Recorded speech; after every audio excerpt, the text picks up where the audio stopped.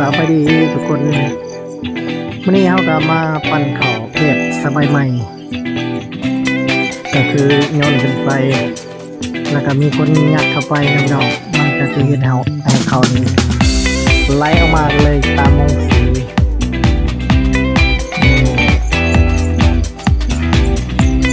การให้งานที่โยนเขาก็เป็นให้งานเขาอีก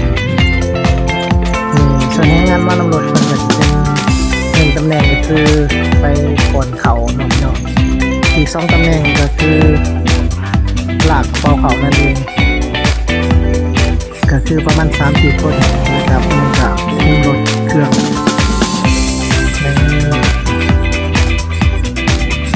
นอนขึ้นไปซึ่งในรถไถน้องรถไถเขาก็เป็นข้าวเจ้าในทีเอาไว้ที่หลังก็ได้นี่มาบนเขากันเขาก็ไล่ออกมาเป็นนี่เลยแบบสมัยใหม่เป็นเกี่ยวนี่ประมาณนี่เขาเจ้าห้องคนเขามาเลยเอารถไทยแบบคนมาใส่กันเลยโยนขึ้นไปนี่อันนี้ก็เป็นแห้งงานมานำรถเนาะที่นอกเขาหลังลานกันเลยล่างที่ล้านเป็นสิบไหลเอาเลยเนาะออกมาล่างที่ล้าน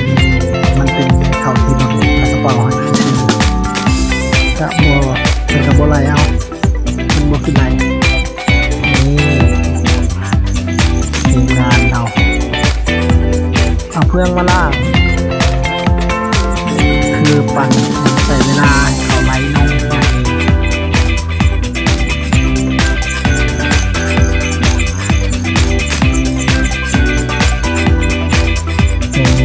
40 กระสอบเรียบร้อยก็ใช้เวลาบุดนเนาะอย่าลืมกดไลค์กดแชร์กันเด้อ